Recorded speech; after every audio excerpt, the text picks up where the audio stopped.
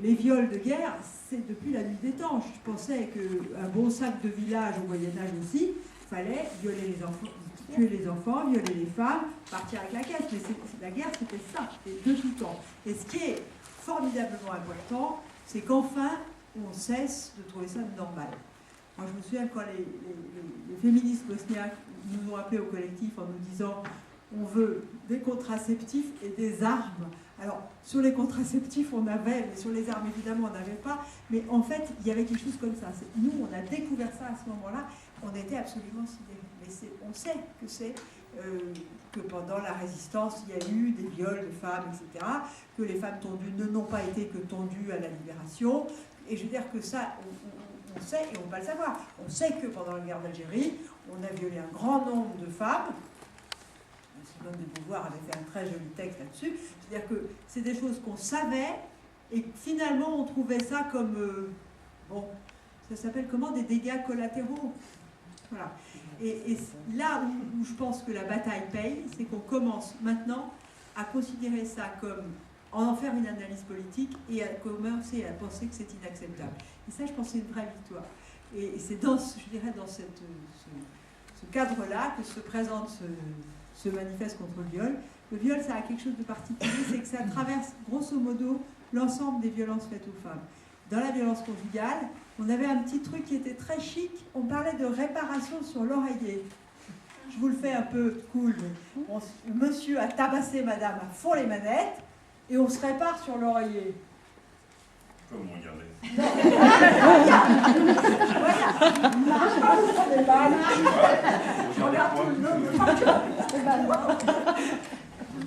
Donc, en vrai, c'est des espèces de féministes comme ça. Dans la violence conjugale, le viol était éminemment présent. Dans les mariages français, c'est quand même assez compliqué de penser que la nuit de noces avec un gars que tu veux pas, qui a 15 ans plus que toi et que tu n'as jamais vu, c'est autre chose qu'un viol. Avec les mutilations sexuelles, évidemment, on va aussi avoir des viols. Dans le harcèlement sexuel au travail, bien sûr que le risque et la peur terrible de la fille, et puis c'est vrai, c'est le viol. 4,7% des viols sont commis au travail.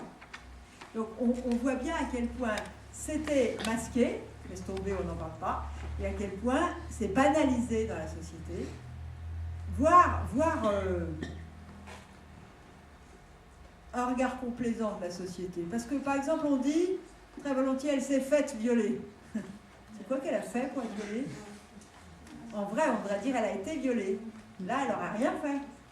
Moi, j'ai des professionnels qui me disent elle m'a avoué avoir été violée. Attends, tu rigoles, c'est qui avoue d'habitude? Ben oui, mais c'est ça. Donc, l'objet de la campagne, c'est de réveiller. Parce que quand on parle de moyens, qu'on dit ça va pas, il n'y a pas assez de moyens, etc. Moi, pour moi, le premier moyen, c'est de travailler dans le mental des gens et de la société pour qu'enfin, on comprenne que c'est pas les filles victimes qui doivent avoir la honte, mais les agresseurs. Et j'ai montré, je suis allée faire une prestation à l'Académie de médecine, alors en moyenne d'âge 75 ans, 99% de garçons, et j'ai montré l'affiche. Et à la fin, il y a 2 gars qui sont venus me voir, enfin 2 professeurs de médecine journée, qui sont venus me voir en me disant mais quand même, Madame Piette, on voit le nombril. Donc au fond, mais ouais, mais quand même. Et donc au fond, l'idée est, ben ouais, ah oui, je vais te dire, si elle te montre le nombril comme ça, c'est que quand même, il faudrait pas qu'elle vienne se plaindre. Et au fond, eh ben, ça répond aux stéréotypes comme ça. On a un stéréotype qui est aussi là pour culpabiliser les femmes. Grosso modo, ce qu'on a envie de laisser penser sur le viol, c'est une femme, elle est violée à minuit dans un parking à Pigalle en mini-jupe. Avec l'implicite de t'avais qu'à pas être là à cette heure-là, machin, etc. Or, en fait, c'est pas du tout comme ça la vraie vie.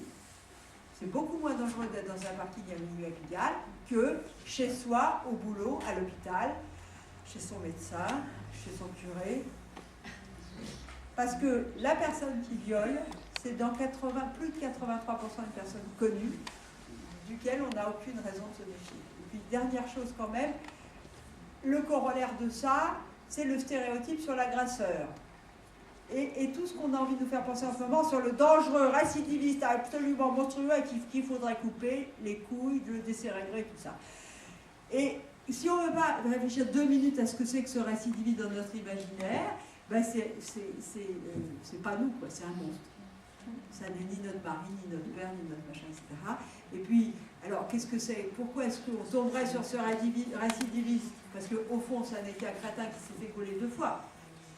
Alors que un papa qui viole sa fille tous les jours depuis 15 ans, c'est un primo-délinquant. Quand il tombe, il va rester en liberté très longtemps.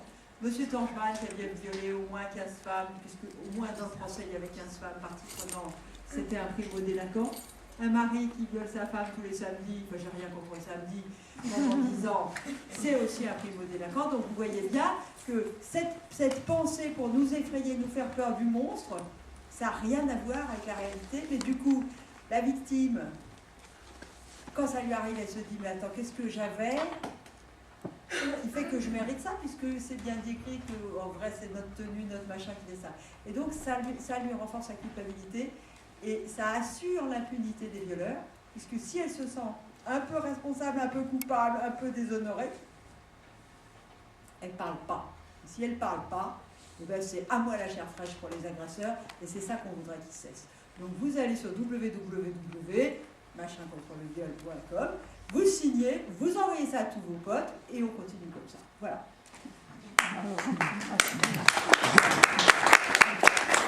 Merci Emmanuel.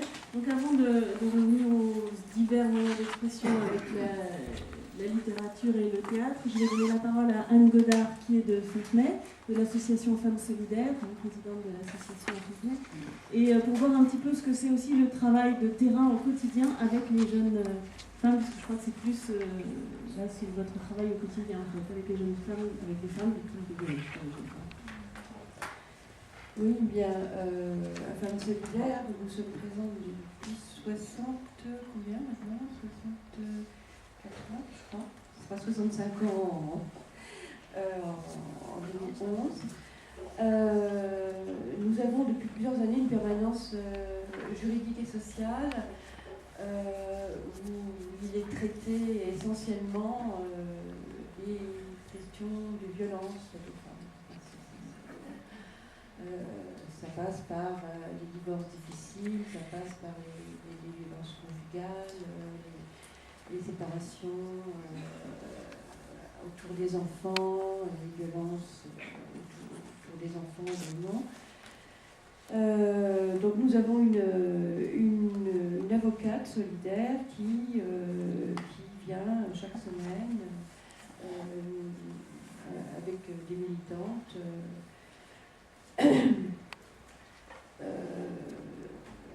écouter et faire agir un peu ces femmes, parce que ce qu'on constate souvent dans les violences comme ça au quotidien, c'est le premier pas qui coûte, quoi. C'est la première fois où on rencontre quelqu'un, où on se sent en confiance, une militante, bien une autre avocate, pour lui dire un petit peu ses violences. Ce qui ressort, c'est la culpabilité des femmes et l'ignorance qu'elles ont de leurs droits. Et nous sommes là aussi pour leur dire leurs droits, leur dire, eh bien non, c'est pas normal que ton mari te tape, c'est pas normal qu'il t'insulte, c'est pas normal qu'il te bouscule, qu'il t'humilie devant tes amis.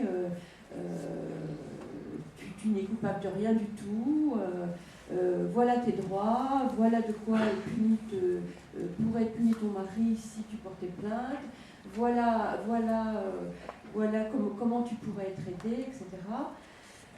Mais ça, c'est extrêmement difficile, hein. C'est un long parcours, une longue marche. Je pense que beaucoup de travailleurs sociaux ont eu affaire à des femmes dans cette situation, et il y a quelques années, ils se disaient encore ah oui, mais elle reste, alors si elle est battue, c'est qu'elle le veut bien. C'était un discours qu'on entendait souvent parmi les travailleurs sociaux, et nous, à Femmes Solidaires, on disait non, c'est pas vrai, c'est compliqué. Une femme qui a plusieurs enfants en bas âge ne peut pas partir comme ça. Si elle part sans ses enfants, dans 80% des cas, elle ne les récupérera pas. Et le juge donnera la garde au père, etc.